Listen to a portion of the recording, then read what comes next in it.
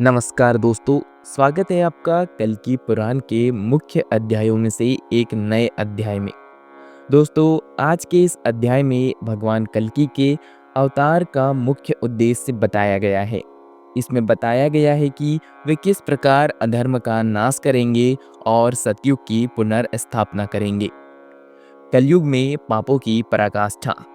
इस अध्याय की शुरुआत में कलयुग के अत्याचारों और पापों का विस्तृत वर्णन किया गया है। संसार में चारों ओर अधर्म बढ़ गया था, जिसमें अन्यायी और क्रूर शासकों का राज था। धर्म और सत्य का ह्रास हो चुका था।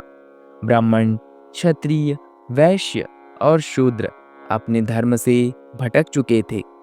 लोभ, पाखंड, असत्य, चोरी, हत्या और व्यभिचार अपने चरम पर थे। देवताओं की पूजा कम हो गई थी और यज्ञ व तप का ह्रास हो चुका था। भगवान विष्णु का संकल्प। जब अधर्म अत्यधिक बढ़ गया, तब देवताओं ने भगवान विष्णु से प्रार्थना की, हे प्रभु, अब तो धरती पापों से भर चुकी है, धर्म नष्ट हो चुका है और अत्याचारियों का बोलबाला है। कृपया धर्म की पुनर्स्थापना करें। तब भगवान विष्णु ने कहा, मैं स्वयं पृथ्वी पर जाकर धर्म की रक्षा करूंगा और अधर्मियों का नाश करूंगा। भगवान कल्कि का उद्देश्य। भगवान कल्कि का जन्म केवल धर्म की पुनर्स्थापना के लिए हुआ था। उनके अवतार का मुख्य उद्देश्य यह था, म्लेच्छों, अधर्मी और भ्रष्ट लोगों का नाश करना, अन्यायी राजाओं और पापियों को समाप्त करना, धर्म, सत्य और वेदों की पुनर्स्थापना करना, संसार को पवित्र बनाना और सतयुग की शुरुआत करना। भगवान कल्कि की सेना का निर्माण। भगवान कल्कि ने अपने उद्देश्य को पूरा करने के लिए एक विशाल सेना बनाने का निर्णय लिया। उन्होंने अपने समर्थकों को एकत्र करना शुरू किया, जिनमें कई धर्मात्मा योद्धा और संत शामिल थे। उन्होंने उन लोगों को संगठित किया जो अधर्म से परेशान थे और न्याय की स्थापना चाहते थे। युद्ध की तैयारी और भगवान परशुराम का आगमन। जब भगवान कल्कि ने अपनी सेना तैयार करना शुरू किया, तब भगवान परशुराम स्वयं उनके पास आए।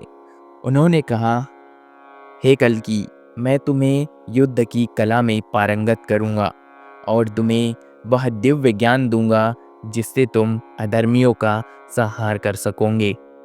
भगवान परशुराम ने भगवान कल्कि को तलवार चलाने की अद्भुत कला सिखाई, अजेय योद्धा बनने का प्रशिक्षण दिया, विभिन्न अस्त्रों और शस्त्रों का प्रयोग करना सिखाया, रणनीति और कूटनीति के गूढ़ रहस्य सिखाए, युद्ध के लिए कूटनीति की योजनाएं। भगवान कल्कि ने अधर्मियों का नाश करने के लिए एक सुनियोजित योजना बनाई।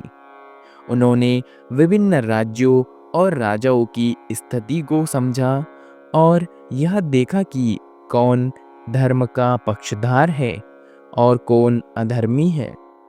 उन्होंने अपनी सेना को कई भागों में बांटकर रणनीतिक रूप से युद्ध की तैयारी शुरू की। दोस्तों, यह था आज का एक महत्वपूर्ण अध्याय। आइए हम जानते हैं इस अध्याय का निष्कर्ष क्या है। भगवान कल्कि का अवतार धर्म की पुनर्स्थापना और अधर्म के नाश के लिए हुआ था। उन्होंने अपनी सेना को संगठित किया और सतयुग की पुनर्स्थापना का संकल्प लिया। भगवान परशुराम ने उन्हें युद्ध कला और कूटनीति की शिक्षा दी।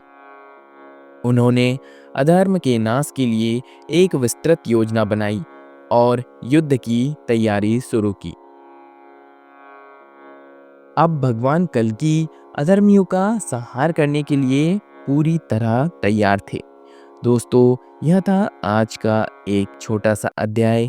अगर आपको यह वीडियो पसंद आया हो तो वीडियो को लाइक करें, चैनल को सब्सक्राइब करना ना भूलें ताकि आगे आने वाले अध्याय आपको मिल सके। दोस्तों, हम इसी चैनल पर भविष्य पुराण के भी मुख्य अध्यायों को पढ़ रहे हैं।